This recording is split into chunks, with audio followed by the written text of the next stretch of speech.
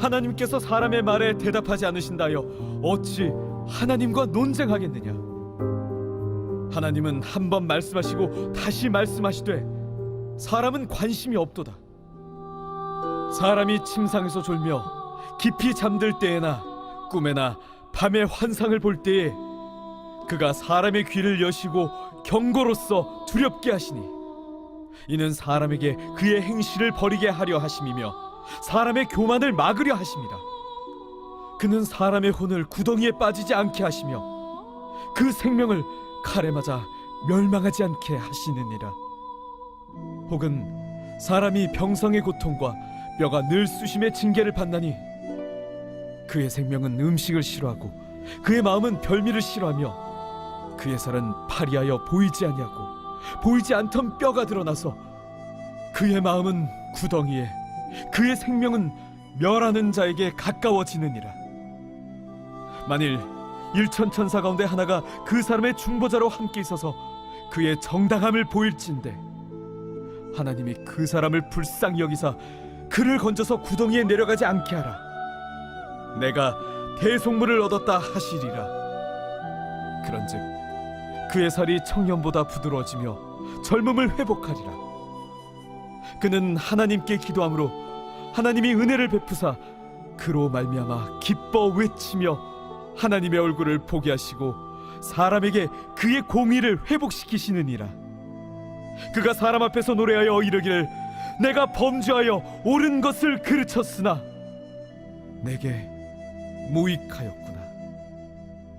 하나님이 내 영혼을 건지사 구덩이에 내려가지 않게 하셨으니 내 생명이 빛을 보겠구나 하리라. 실로 하나님이 사람에게 이 모든 일을 제삼 행하심은 그들의 영혼을 구덩이에서 이끌어 생명의 빛을 그들에게 비추려 하심이니라. 욥이여, 내 말을 귀담아 들으라. 잠잠하라, 내가 말하리라. 만일 할 말이 있거든 대답하라. 내가 기쁜 마음으로 그대를 의롭다 하리니 그대는 말하라. 만일 없으면 내 말을 들으라. 잠잠하라, 내가 지혜로 그대를 가르치리라.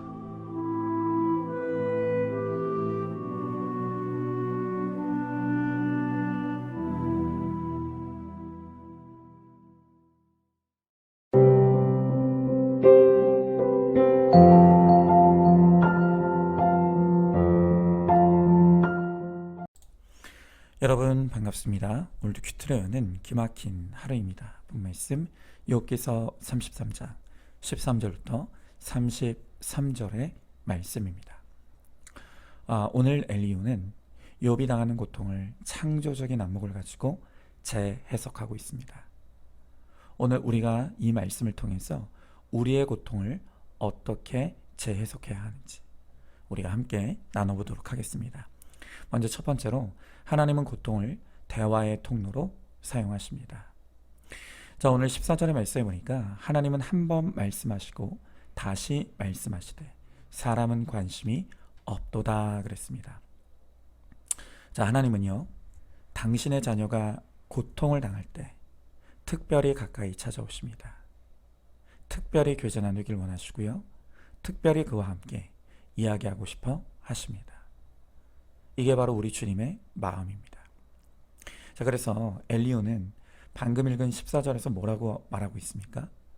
사람은 관심이 없어도 하나님은 찾아오셔서 말씀하신다는 것입니다. 그런데 한번 말씀하셔서 안 들으시면 그만두는 것이 아니라 또 말씀하시고, 그래도 안 들으면 또 말씀하신다는 것입니다. 여러분, 그토록 하나님은 우리에게 말씀하시기를 포기하지 않으시죠.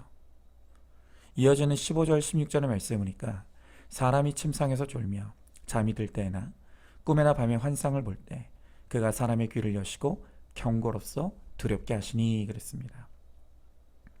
여러분, 하나님은 낮과 같이 밝은, 우리가 즐겁고 평안할 때 우리에게 찾아오셔서 말씀하십니다. 그러나 우리가 듣지 아니하면 하나님은 우리 인생의 고난과 고통이 드리워지는 캄캄한 밤 시간에 두려운 경고의 말씀으로 오신다는 것입니다. 여러분, 사람은 어쩔 수 없습니다. 언제 우리의 귀가 하나님의 말씀이 쉽게 열립니까? 여러분도 다 경험해 보지 않았습니까? 형통할 때입니까? 곤고할 때입니까? 참 이상하죠. 만사가 잘 되고 자신감이 있을 때에는 이상하게 하나님의 말씀이 귀에 잘 안 들어옵니다.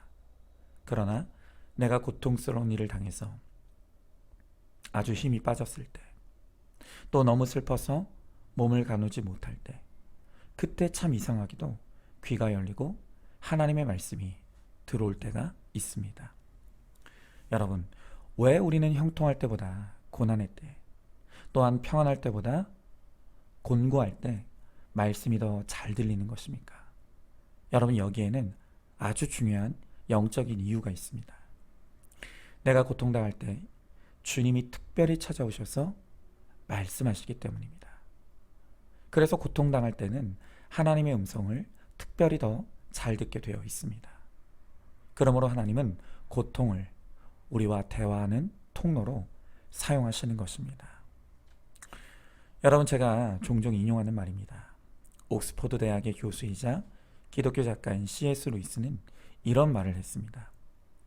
사람에 따라 무서운 일이 일어나기 전에는 하나님께 귀를 기울이지 않는 습성이 남아있다. 그러므로 고통이라는 것은 귀 머거리에게 알아듣도록 하는 하나님의 확성기이다 그랬습니다. 여러분, C.S. 루이스가 고통은 하나님의 확성기라고 말한 이 표현은 정말로 옳은 표현입니다. 그렇습니다. 하나님은 그 고통이라는 통로를 통해서 남달리 그분과 대화하기를 원하신다는 것입니다.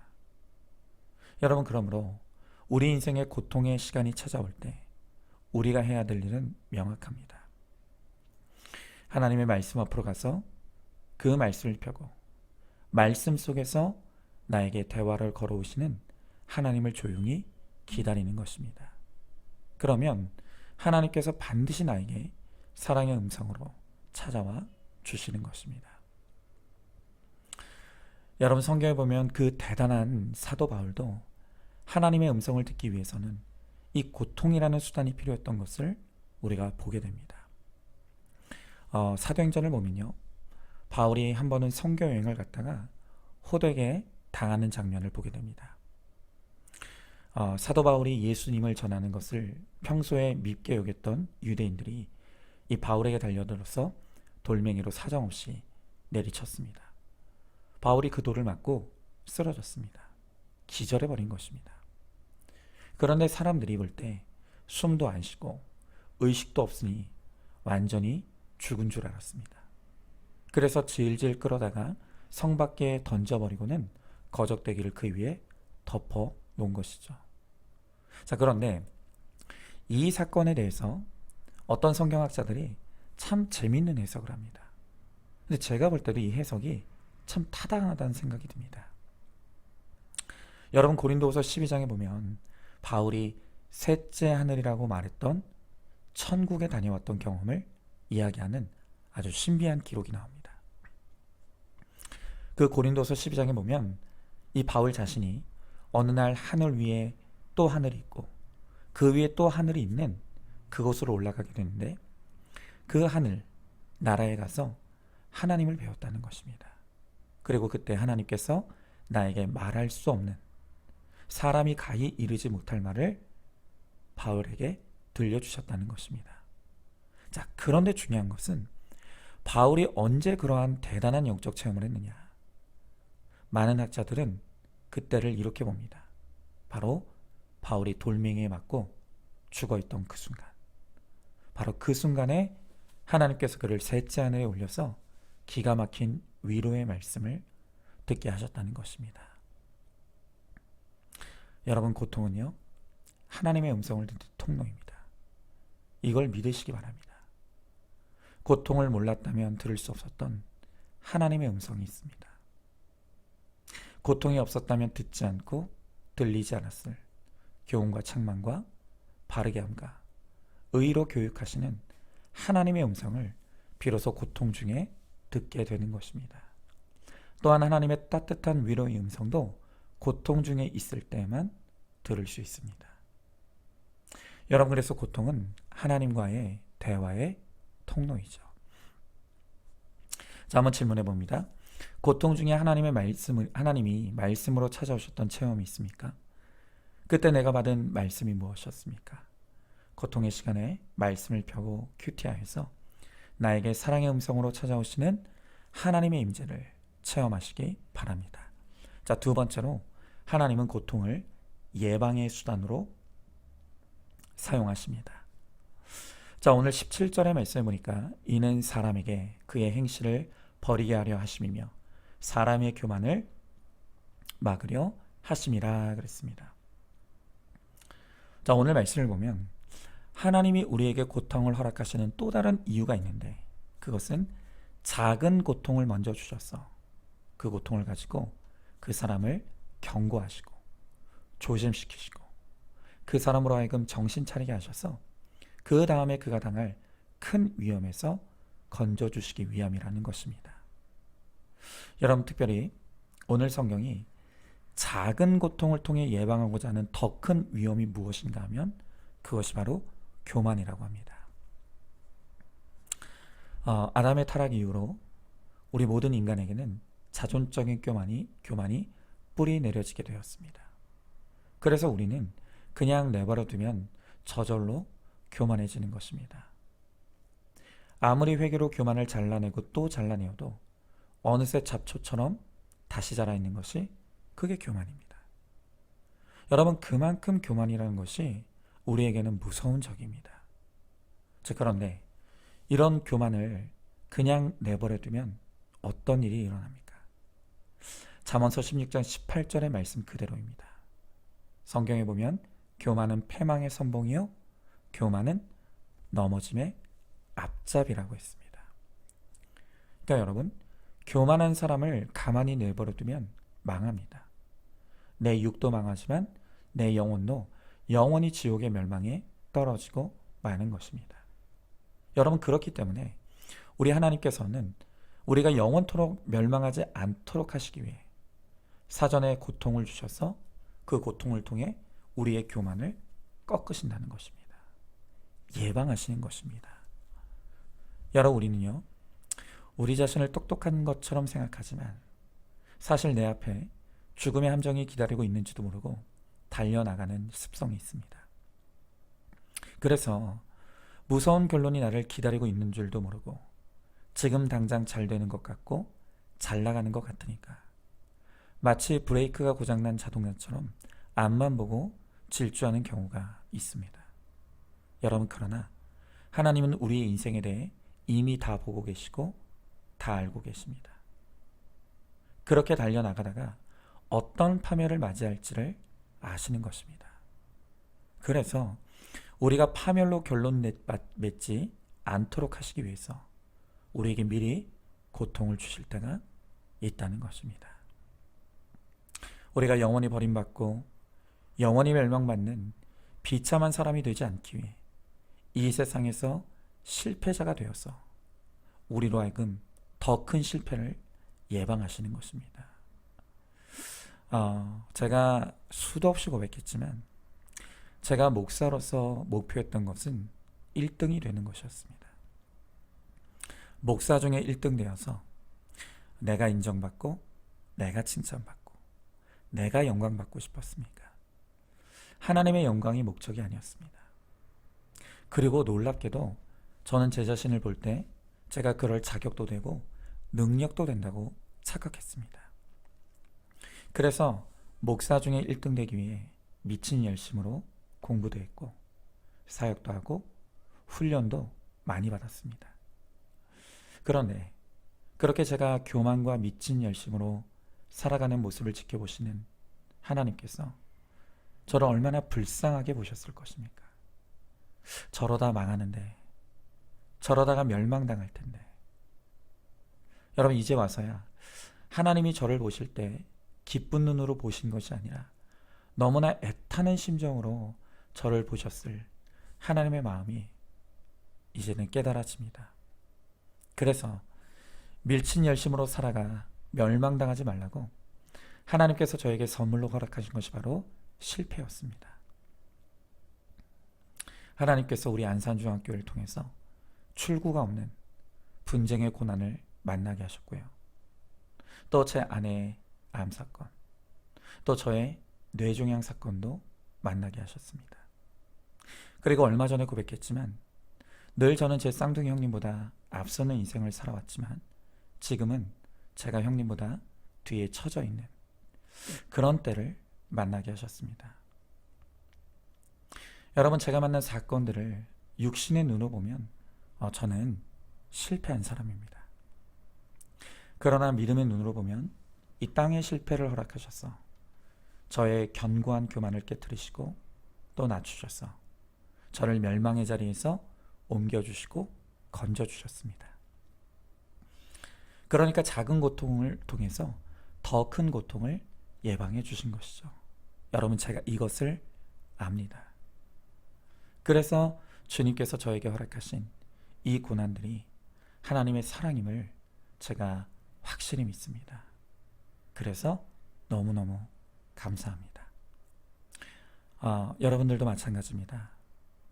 하나님께서 내 인생에 대해 나보다 더 멀리 보시고 더 앞서 보십니다.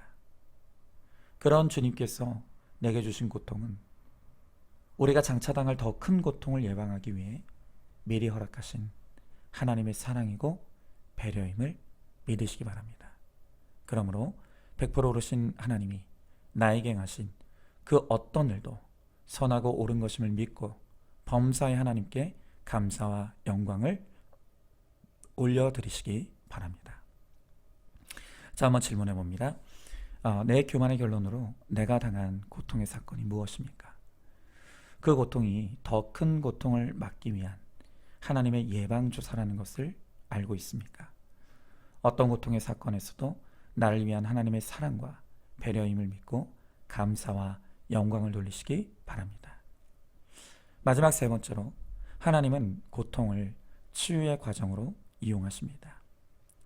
자, 오늘 18절의 말씀에 보니까 그는 사람의 혼을 구덩이에 빠지지 않게 하시며 그 생명을 칼에 맞아 멸망하지 않게 하시느니라 그랬습니다.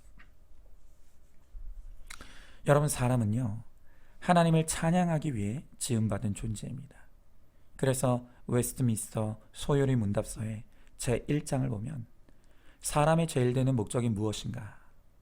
라고 물으면서 그에 대한 대답으로 사람의 제일 되는 목적은 하나님을 영원롭게 하는 것과 영원토록 즐거워하는 것이다 라고 대답해 줍니다. 여러분, 맞습니다. 하나님은 우리의 찬양을 받기 합당하시고 우리의 찬양을 원하십니다. 심지어 이 세상이 어떻게 돌아가든 우리가 무슨 일을 당하든 또 내 가진 것이 다 없어지든 하박국 선지자처럼 하나님을 높이고 찬양하는 사람이 되기를 원하십니다. 자, 여러분, 하박국 선지자가 뭐라고 찬양합니까? 하박국서 3장 17절부터 18절에 보면 그가 이렇게 고백합니다. 비록 무화과 나무가 무성하지 아니하며 포도나무에 열매가 없으며 감람나무에 소출이 없으며 밭에 먹을 것이 없으며 우리의 양이 없으며 소양간에 소가 없을지라도 나는 여호와로 말미암아 즐거워하며 나의 구원의 하나님으로 말미암아 기뻐하리로다. 여러분, 하박국 선지자는 내게 가진 것이 아무것도 없다 할지라도 여호와로 말미암아 즐거워하며 찬양한다고 고백합니다. 여러분, 이처럼 하나님은 우리 역시 어떤 상황에서도 하나님을 찬양할 수 있는 거룩한 백성으로 우리를 훈련해 가시기를 원하십니다. 여러분, 그런데 여러분 그렇게 찬양하고 있습니까? 잘 안 되죠. 내가 돈이 있고 평안할 때는 하나님을 찬양하게 되지만 돈이 없어지고 평안하지 않으면 금세 찬양하던 입술이 원망과 불평의 입술로 변합니다. 하나님을 기쁘시게 해야 될 우리가 왜 하나님을 기쁘시게 하는데 별로 관심이 없습니까? 그것은 우리가 병들었기 때문입니다.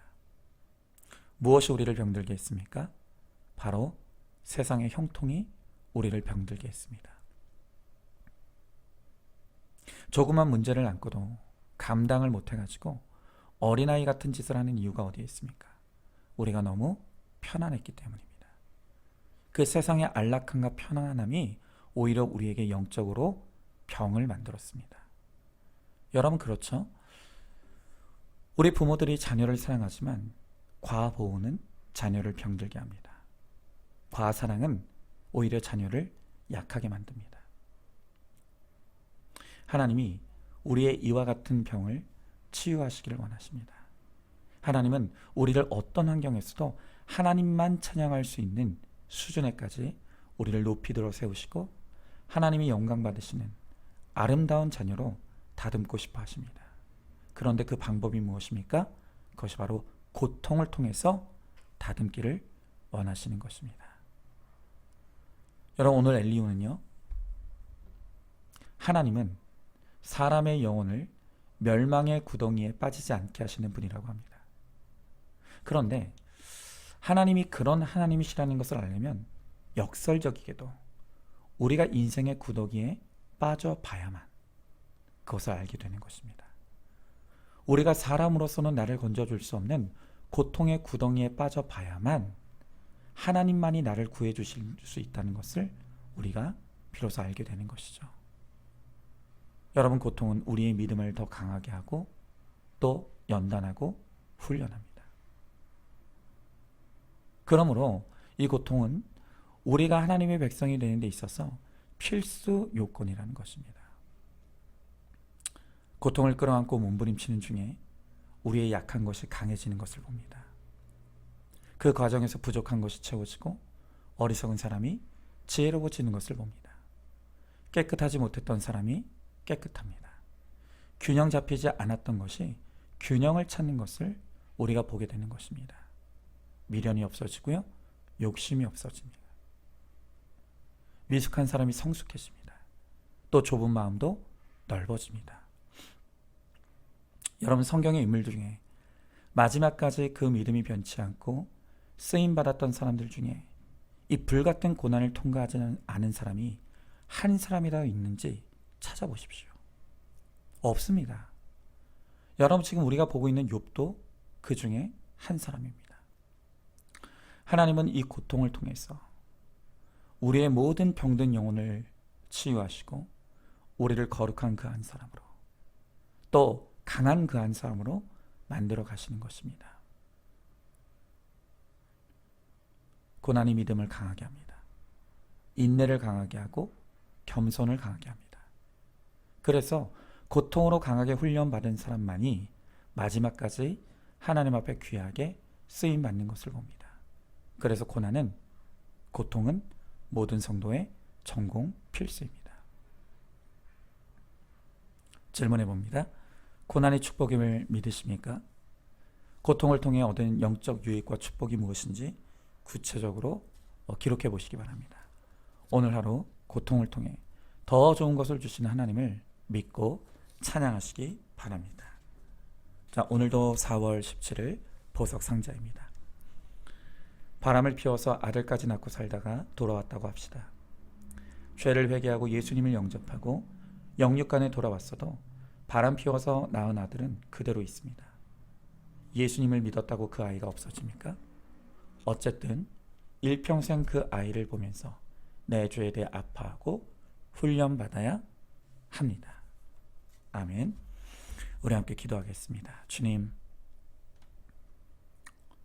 오늘 주님께서 말씀을 통해 우리의 고통을 재해석하라고 말씀하십니다. 하나님은 고통을 우리와 대화하는 통로로 사용하십니다.